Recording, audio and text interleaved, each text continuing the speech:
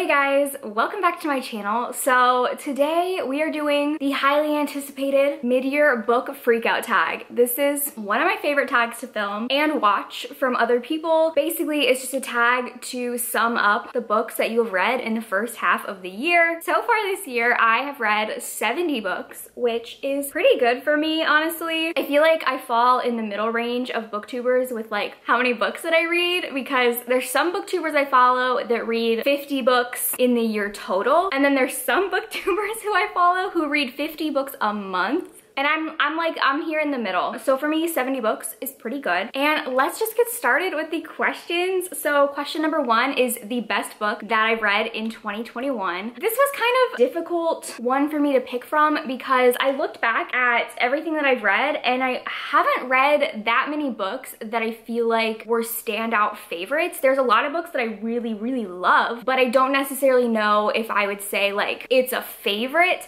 However, there is one book that I read that I definitely think stands above everything else. But wait, before I even say what it is, I want you guys to take a moment, think about what you think I'm gonna say, take a little guess. I'm curious if anyone would be able to know, because I don't think I've really talked about this book that much. I think I only talked about it in one video. So I'll give you a second to make your guess.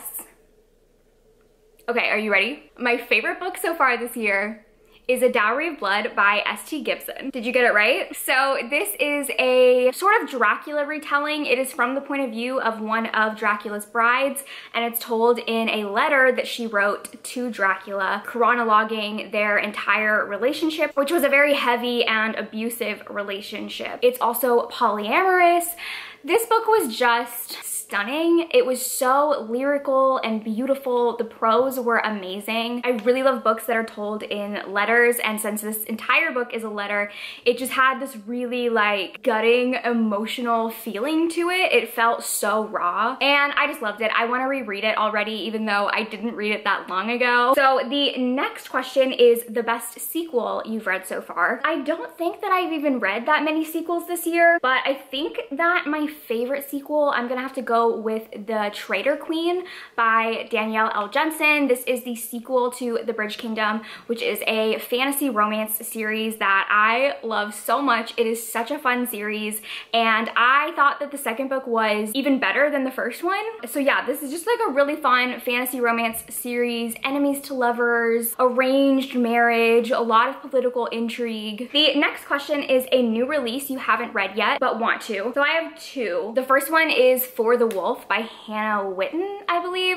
And this is, I think it's also like a fantasy romance, sort of like Beauty and the Beast vibes. It says that it's for fans of Uprooted and The Bear and the Nightingale, which are two books that I enjoyed. And just everything that I've heard about this book sounds like it's gonna be something that I'm really going to love. And then the second one I actually have a copy of, and that is The Ones We're Meant to Find by John He. This is like a young adult, speculative, sci-fi type of book with a girl who wakes up with no memories on this deserted island, and then there's like androids and weird science stuff. I don't know, it sounds really weird, and I love speculative books. So yeah, those are two books that I definitely want to read soon. The next question is the most anticipated release for the second half of the year. Definitely, I think that my number one most anticipated book is Under the Whispering Door by TJ Klune, who is the author of my all-time favorite book, The House in the Cerulean Sea. And then another one that I'm really, really excited for is All's Well by Mona Awad, who is the author of Bunny,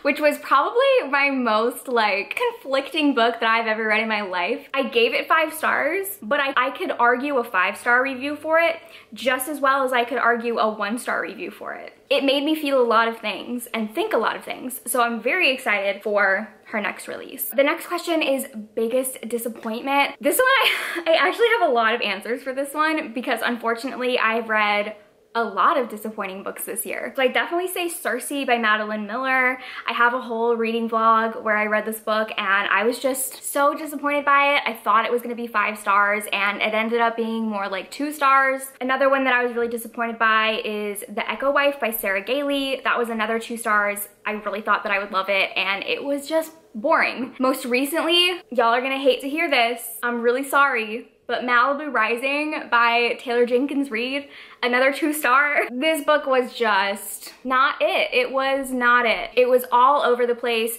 There was no focus. It was following way too many characters to even ever care about anybody. So yeah, those were definitely my most disappointing reads so far. The biggest surprise that I've read is definitely Hench by Natalie Zena Walcott, because this is a book that I read. What video did I read this for? I think it was the one where I did Sean and McGuire blurbs, and I had never, like, when I picked this book up, I had never heard anybody talk about it. It was just a book that I randomly found because of that video, and it was so good. It ended up being 5 stars. Basically, like a superhero villain origin story. It takes place in a society where, like, there's superheroes and everyone knows about them. The main character ends up in a situation where she has an encounter with a superhero who leaves her very, very badly injured and disabled and like ruins her life. And there's no repercussions. So that kind of sets her off on this path to take down the heroes and prove that they're actually causing more destruction than they are saving people. It's super, super fascinating if you like superheroes, because it takes a totally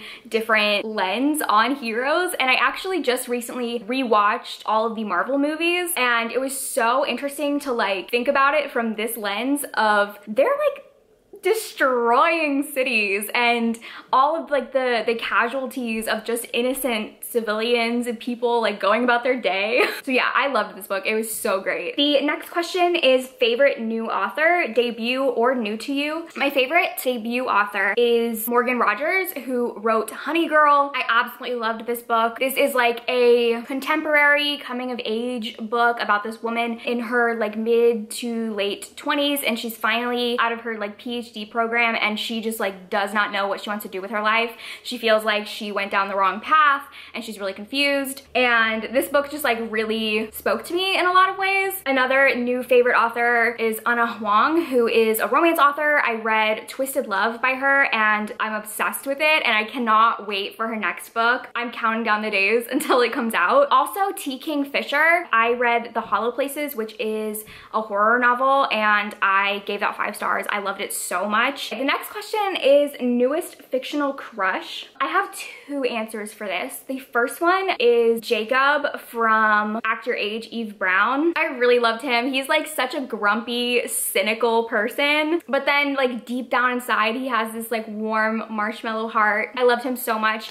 And then also Nahadoth from The 100,000 Kingdoms. He is like the god of death, or the god of darkness. Like, I really love characters like him that sort of border the line of like good and evil. Like, he wasn't evil, but he also definitely wasn't good. But yeah, I really, really loved both of those characters. And then newest favorite character, I would definitely say Lara from The Bridge Kingdom and The Traitor Queen. I did really like her in the first book, but I think that my love for her really solidified in the second book because she very much lived up to her nickname of being a cockroach. That's what like all of her sisters call her, because she refuses to die. She is like a survivor, and she will do literally whatever it takes to survive, and I love that trait in characters. The next question is favorite book adaptation. For this one, I haven't watched that many book adaptations. I definitely loved the Shadow and Bone show. That was great. I thought it was way better than the books because I didn't really like the original like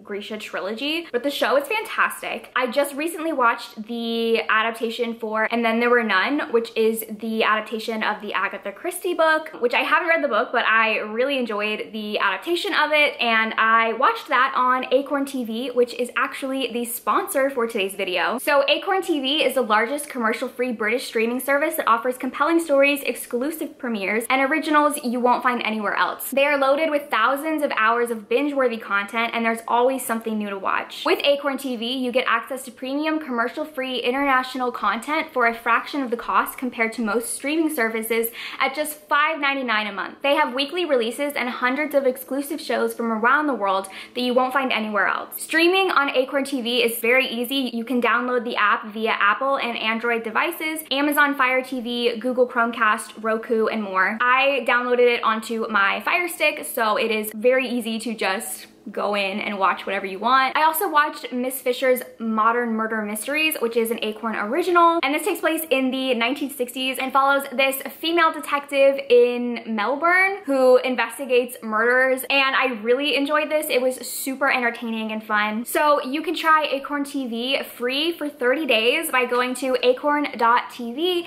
and using my promo code Riley Marie. And thank you to Acorn TV for sponsoring this video. Okay, the next question is a book that made me cry. Here's the thing, every year with this question, I cry so easily when I'm reading books. I don't know what it is. Like, even when it's not sad, I cry.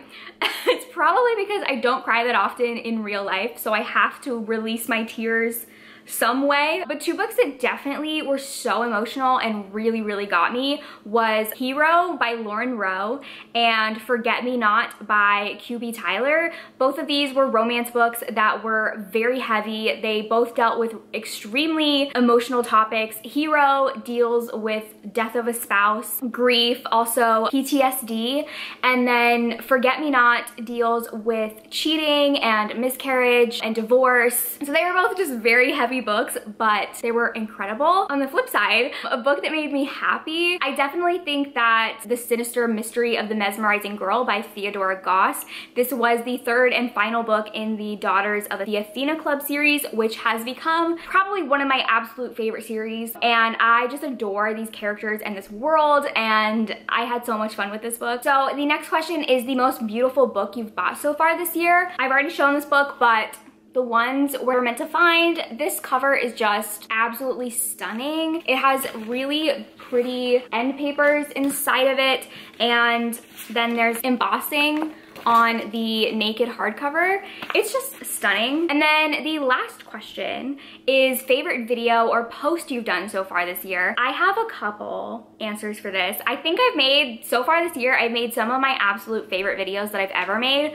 One of them being the video where I read your book recommendations. I just loved that video. I had so much fun doing it. But I do want to say, because I have had some people ask me, because that video was supposed to be a part 1 and a part 2, and I only did part 1 and I never posted part 2. What happened was I did read the books for part 2, but that was like a very weird time of my life, and I was going through a lot emotionally and physically, and I hated every single book that I read for part 2. I was hating everything, and I was miserable because I was sick, and like I filmed the vlog, but it was just like miserable to watch. Like, it wasn't entertaining. So I never posted it. I never will post it. Part 1 I really loved. And then another video that I loved was the My Favorite Author Chooses What I Read vlog, where I read books that Seanan McGuire had blurbed. That was sort of like an insane idea that I had, and I didn't know if it would end up working out, and it did, and I had so much fun with that video. And then lastly, my TBR redo series, I am loving. They're not the most watched videos on my channel, but I'm loving them so much and I'm having fun making them, so it doesn't really matter. So that is the end of the mid-year book freakout tag. I really hope that for the next half of the year, I read more books that I think are favorites, because right now I really don't know what my favorites at the end of the year list is gonna look like. And I hope I read less disappointing books, because I've read too many disappointing books and not enough favorite books. We've gotta change that. So what I want you guys to do is in the comments down below, tell me what your favorite book of the year is so far, and possibly sometime soon I will be doing a reading vlog of reading your favorite books. Thank you guys for watching, and I will see you in my next video. Bye!